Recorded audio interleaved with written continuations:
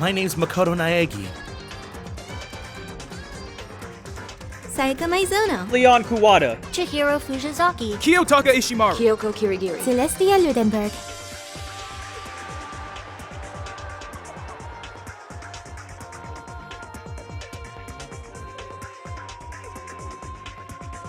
I am Monokuma! Byakuya Ogami. Toko Fukawa. Mondo Owada. Hifumi Yamada. Aoi Asahina. Sakura Ogami. Yasuhiro Hagakure. Junko Enoshima.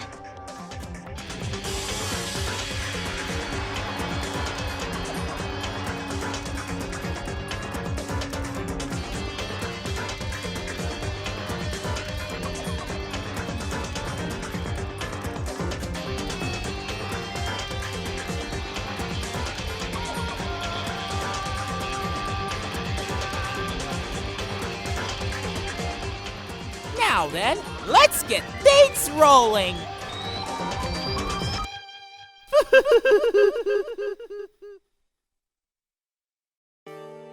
Okay, it looks like everyone's here. Time to start the meeting. Let's all go around and share what we found out during our respective investigations. The sooner we find out what's going on, the sooner we get out of here. Wait, hold on a sec. What's wrong? What about... what's her name? You know, the silver-haired girl. Oh yeah, Kyoko. What about her? She's not here. What? I took another look around the dining hall. Sure enough, she was nowhere to be seen. I wonder where she went. Has anyone seen her? But everyone just shook their heads. Wait, so nobody's seen her? Why hasn't Kyoko shown up yet? Could it be because... Stabbing, strangling, bludgeoning, crushing, hacking, drowning, igniting. How you do it doesn't matter. You must kill someone if you want to leave. It's as simple as that. The rest is up to you. Give it your all to achieve the best outcome in the worst way possible. Is it possible? Was she really? No. I'm just overthinking things. Darn it, Kyoko! You're really going to be late like this on the first day of school? Not only is she late, she didn't tell anyone she would be late! A most unbecoming personality trait! You're being a real jackass right now. You know that? Well, what do you want me to do? Punctuality is everything! Now then, I declare that the first session of the Hope Speak Academy briefing meetings has begun! Makoto, actually, first of all, I've talked enough. Maybe we should listen to what everyone else has to say. Okay, let's do that. You know, Huh? What's up? I feel like I really have become your personal assistant, don't you agree? I may not be the best assistant in the world, but I'll give it everything I've got. No. You've already done so much as my assistant. Okay, so since you're in the dark about all this, let me lay out what's been going on. Everyone split up to investigate different parts of the building, but Byakuya and Taka each went off on their own, and so did Kyoko.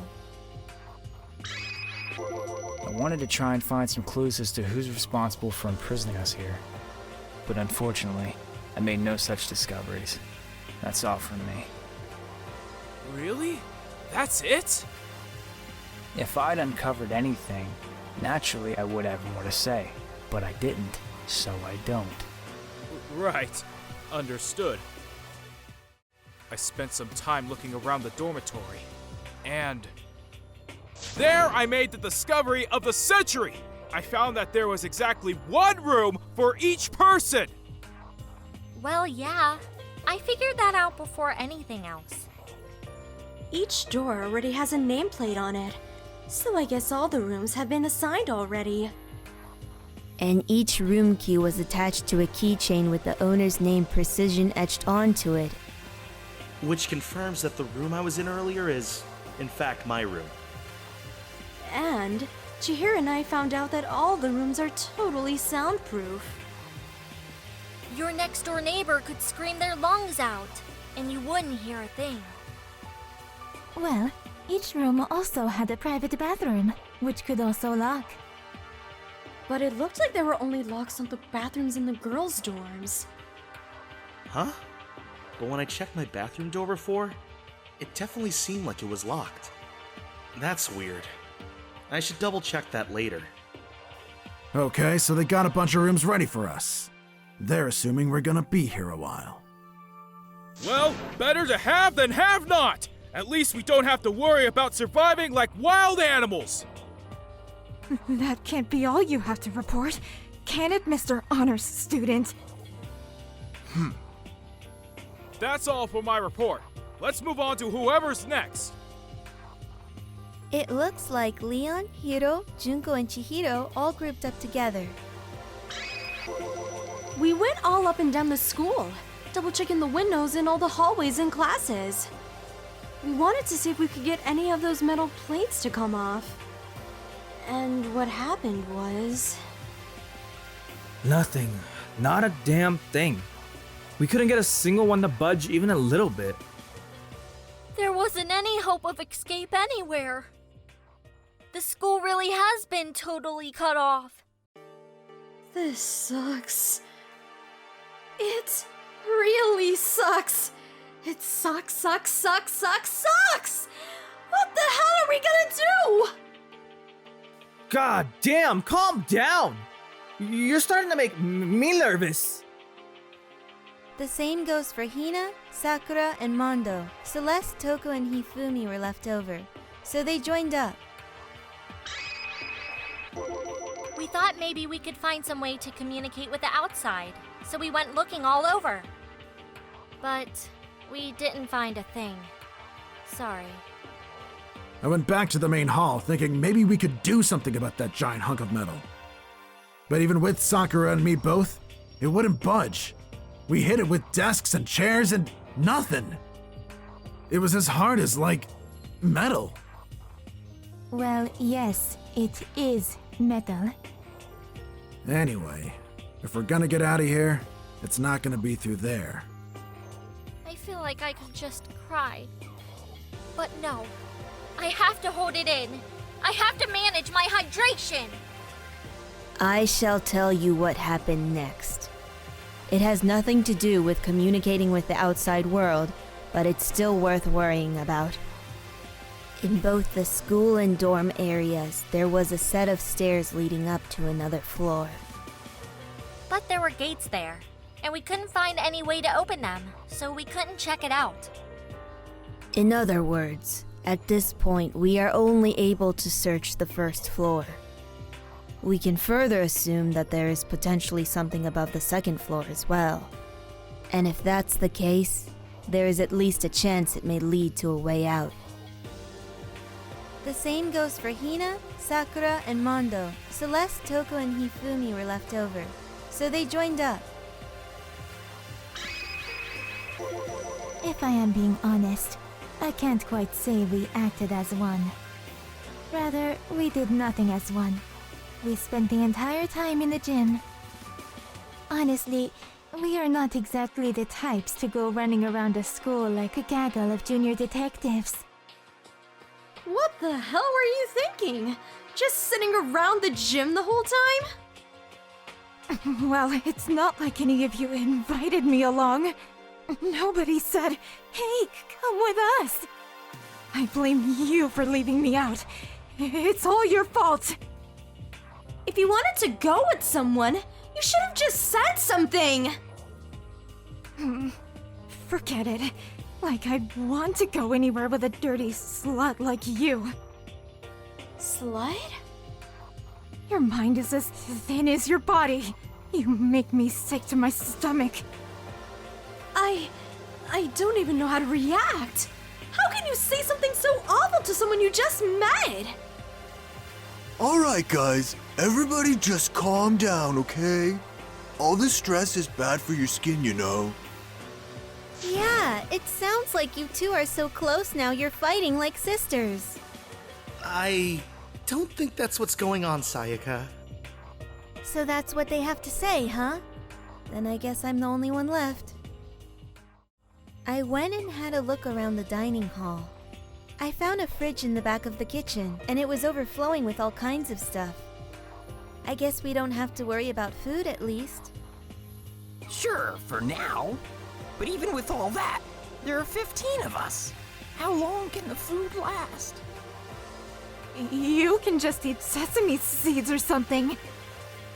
Huh? What am I? A parakeet? I don't think we have to worry about it. All the food gets restocked automatically each day. At least that's what Monokuma said. You saw him? Yeah, he came out of nowhere while I was checking the fridge, told me that, then disappeared again. He was so fast. I can't believe someone could have been moving him around with a remote control. A weaponized toy that can just appear out of nowhere. I can't tell if we're supposed to be afraid or not. But everything was okay? He didn't try to, eat you or anything? Eat her? What do you mean by that? I mean, when you say eat, what kind of eating are we talking about? Come on, man! What the hell, fatty? You're acting like some kind of sleazy drunk dude. Not like there's a good kind of drunk, dude. Hey, stop scurrying around, all of you! Are you still asleep or something? We're prisoners here. We can all just die any second. She's right. We can't be making stupid jokes right now. We gotta do something or... A voice cut through the noise, interrupting Mondo.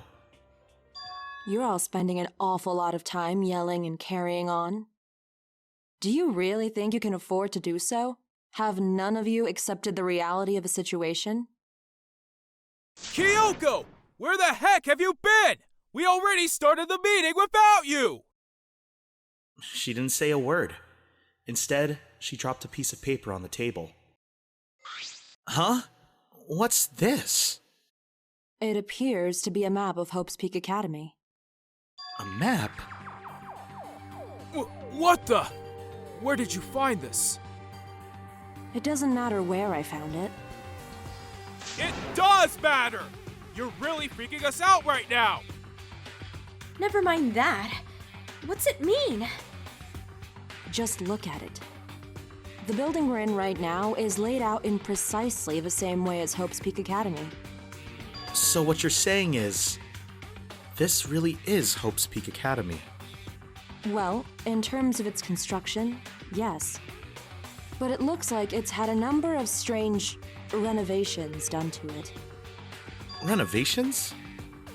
I don't know all the details yet. All I found was details about the first floor. But then, this really is Hope's Peak. We didn't get kidnapped and taken to some other place. So stupid, it's not even possible. This is where the country's future elite are supposed to come and learn? But if this really is Hope's Peak, where are all the other students? Hey, come on, guys. Let's just stop talking about all this, you know, negative stuff. But aren't you worried? Things don't look good.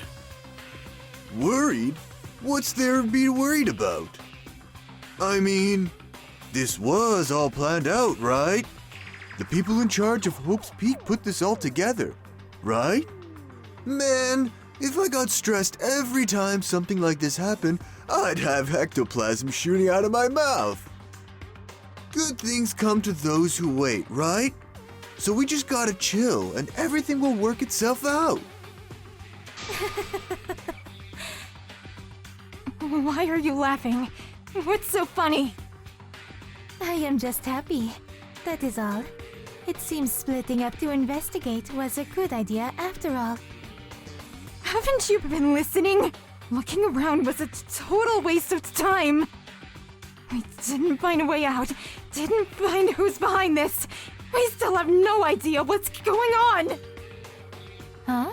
Is it not crystal clear to you what is going on? It is perfectly obvious that we have been imprisoned in some secret location with no way out. None of us had any response to that. We didn't want to accept that reality, but it was staring us right in the face. You didn't have to go and say that. I was trying not to think about it. No way out. We're trapped here. What are we supposed to do? It's very simple. If you want to leave, you just have to kill. Don't even joke about that! Everyone just calm down, please. We need to stop and think about what to do from here. There's gotta be something we can do. All we can do is adapt. Adapt to living our lives here from now on. Live here? Are you saying we should just accept it? A lack of adaptability is a lack of survivability. Survival is not based on who is the strongest or the smartest. It comes down to who can adapt. As someone who has come out on top more than once, I have a suggestion. Huh?